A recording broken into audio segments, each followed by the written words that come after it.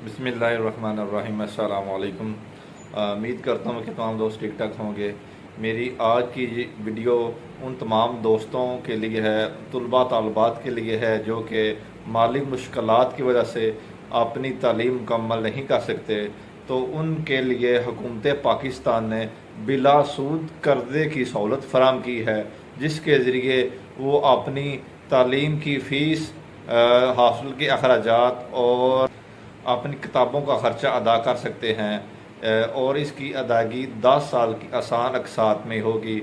और इस किन किन शराइत पे होगी, इन तमाम तफसीलात को जानने के लिए वीडियो को शुरू से एंड तक देखें। मैं आपको ये तमाम तफसीलात, ये किस तरह अप्लाई करना है, इसका तरीक़ाकार क्या होगा, आपको मोबाइल की स्क्रीन पे बताता हूँ। आइए चलते हैं मोबाइल की स्क्रीन पे।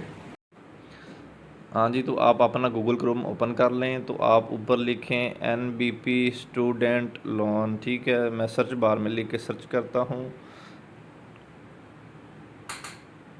ये देखें जी, सबसे पहला लिंक जो ऊपर सबसे आ गया है, नेशनल बैंक ऑफ पाकिस्तान का लिंक है। Student loan scheme national bank of Pakistan, इसको ओपन करता हूँ। और नीचे ये देखें जी, ये ब्लू कलर में जो है सबसे पहले ऊपर उन्होंने जो न्यूज़पेपर में इसका ऐड आया था, ठीक है, वो दिया हुआ है। उससे नीचे वो डिटेल दी हुई है कि कौन कौन इसका क्राइटेरिया क्या है, कौन कौन से स्टूडेंट्स एलिजिबल हैं, ठीक है। उसके नीचे उन्होंने अप्रूव्ड कॉलेजेस और यूनिवर्सिटीज़ बताई हुई हैं कि कौन कौन से कॉलेजेस और यूनिवर्सिटीज़ के स्टूडेंट्स जो हैं वो इस कर्ज़े के लिए एलिजिबल होंगे, ठीक है। और उसके नीचे एप्लीकेशन फॉर्म दिया हुआ है। हम थोड़ा इसको डिस्कस कर लेते हैं।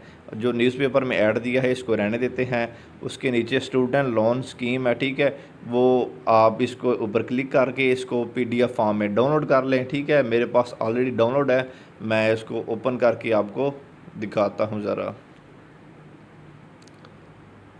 हाँ जी, स्टूडेंट लोन डिटेल ओपन कर लिया है जी। सबसे पहले तो उन्होंने लिखा हुआ है कि जो कॉलेजेस और यूनिवर्सिटीज़ मेंशन हैं, सिर्फ उन्हीं के स्टूडेंट्स जो हैं वो एलिजिबल होंगे।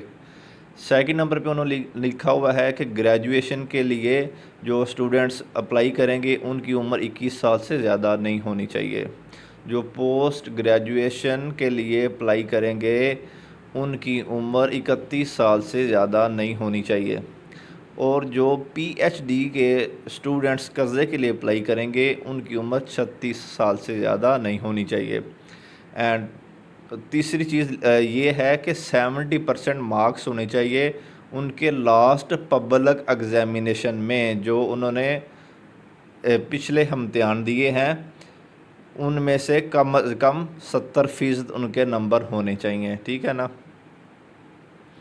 तो आगे लिखा हुआ है she has undertaken the study of the subject given below, ठीक है ना, कि उन्होंने सब्जेक्ट भी बताए हुए हैं कि इस सब्जेक्ट में अगर आप तालीम हासिल करेंगे तो आपको कर्ज़ मिलेगा। वो कौन कौन से सब्जेक्ट हैं वो हम बाद में डिस्कस करते हैं, वो नीचे लिखे हुए हैं, ठीक है ना। तो आगे टाइप्स ऑफ लोन के किस किस्म का कर्ज़ा आपको मिलेगा। सबसे पहले तो एक फ़ीस का कर्ज़ा आपको मिल सकता है, और दूसरा बोर्डिंग एक्सपेंस लिखे हैं, मतलब जो रहायश के जो ख़र्चा होता है वो लिखा हुआ है। एक्सक्लूडिंग मील चार्जेस, मतलब इसमें खाने का ख़र्चा शामिल नहीं होगा, मेस का ख़र्चा शामिल नहीं होगा, ये हॉस्टल के लिए है। और आगे लिखा हुआ है पेड डायरेक्टली टू यूनिवर्सिटी और कॉलेजेस के, ये जो गवर्नमेंट है ये डायरेक्ट पे करेगी यूनिवर्सिटी और कॉलेज को पे करेगी, आपको पे नहीं करेगी, ठीक है ना। और उसके बाद जो तीसरा लिखा हुआ है प्रोक्योरमेंट ऑफ टेक्स्ट बुक, ठीक है ना, कि disbursed directly to the student, कि इस जो इसकी मतलब जो टेक्स्ट बुक्स होंगी उनका जो खर्चा है वो स्टूडेंट को मिलेगा। जो बाकी फ़ीस होगी और जो रहायश का ख़र्चा होगा वो डायरेक्टली जो गवर्नमेंट है वो यूनिवर्सिटी और कॉलेज को पे करेगी, वो स्टूडेंट के खाते में वो गिने जाएंगे, ठीक है ना। आगे रीपेमेंट के बारे में है, ठीक है, कि आपने इसकी जो कर्ज़ लिया है उसकी अदायगी कब करनी है और क्या तरीक़ाकार होगा। जी लिखा हुआ है कि maximum period of the repayment of loan 10 year from date of, हाँ जी, वो कहते हैं कि 10 साल मैक्सिमम इसका दौरानिया है। इसको वापस करने का, ठीक है। 10 साल के अंदर आप मतलब इसको वापस करेंगे, ठीक है। तो आगे उन्होंने लिखा हुआ है कि इसकी जो फ़र्स्ट इंस्टॉलमेंट कब स्टार्ट होगी, ठीक है। ये जो स्टूडेंट लोन है इसकी फ़र्स्ट इंस्टॉलमेंट स्टार्ट होगी जब आप अपनी पढ़ाई मुकम्मल करने के बाद, जब आपको अगर 6 मंथ अपनी डिग्री मुकम्मल करने के बाद अगर 6 मंथ के अंदर आपको जॉब मिल जाती है तो जो आपकी पहली सैलरी होगी, ठीक है, उस पे आपको इंस्टॉलमेंट के ज़रिए इसकी अदायगी करनी होगी, ठीक है ना। अगर आपको जॉब नहीं मिलती तो डिग्री मुकम्मल होने के 1 साल के बाद आपको फ़र्स्ट इंस्टॉलमेंट इसकी जमा करवानी पड़ेगी। नीचे जी अप्रूव्ड सब्जेक्ट्स लिखे हुए हैं कि किस किस सब्जेक्ट के लिए आपको कर्ज़ा मिलेगा, सही है। इसमें engineering, medicine, chemistry, mathematics, law, economics, commerce, electronics, agriculture, physics, biology और कंप्यूटर साइंस भी है, इंफॉर्मेशन टेक्नोलॉजी, सारा कुछ, बिज़नेस मैनेजमेंट, मतलब ऑलमोस्ट सारे सब्जेक्ट ही आ जाते हैं, ठीक है ना। तो ये सिंपल सी चीज़ें लिखी हुई, आप पढ़ लें आपको समझ आ जाएगी, बड़ा सिंपल सा। नीचे उन्होंने लिखा हुआ है जी, student are advise to submit 2 set of student application. आपने 2 एप्लीकेशन देनी है जब आपने अप्लाई करना है, तो नेशनल बैंक ऑफ पाकिस्तान में आपने 2 एप्लीकेशन देनी है।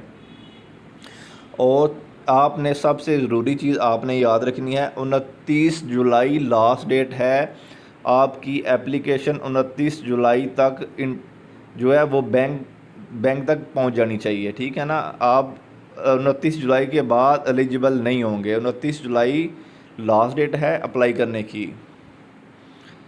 आगे जी एप्लीकेशन फॉर्म है, अप्रूव्ड कॉलेजेस हैं, यूनिवर्सिटीज़ हैं, ये सारी मतलब उन्होंने अप्रूव्ड कॉलेजेस भी बताए हुए हैं और यूनिवर्सिटीज़ भी बताई हुई हैं जिनके स्टूडेंट्स जो हैं वो इस कर्ज़े के लिए अहल होंगे। वो उन्होंने दूसरा सूबे के लिहाज से बताई हुई हैं, केपी के लहदा बताई हैं, बलूचिस्तान की, पंजाब की, ठीक है ना, ये सारी उन्होंने बताई हुई हैं। फ़ेडरल कैपिटल इस्लामाबाद की लहदा से बताई हुई हैं सारी।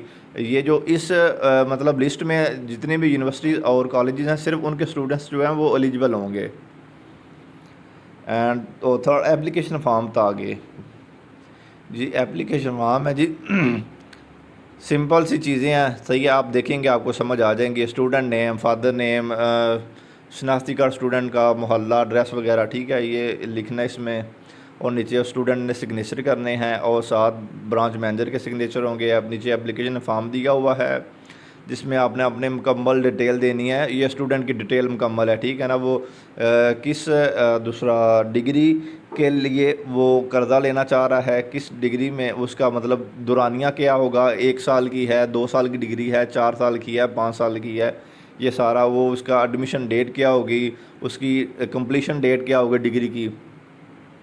और नीचे certificate from the NBB branch manager, national bank of Pakistan का जो ब्रांच बैंक का जो ब्रांच मैनेजर होगा, सही है, उसकी तरफ से एक सर्टिफिकेट देना, वो आपको लेना पड़ेगा। नेशनल बैंक ऑफ पाकिस्तान जो एनबीबी का जो बैंक है उसके ब्रांच मैनेजर की तरफ से आपको एक सर्टिफिकेट लेना पड़ेगा जिसमें वो कंफर्म करेगा कि आप एलिजिबल हैं, ठीक है ना। वो कह रहे हैं कि financial standing of the parent guardian of, ठीक है ना।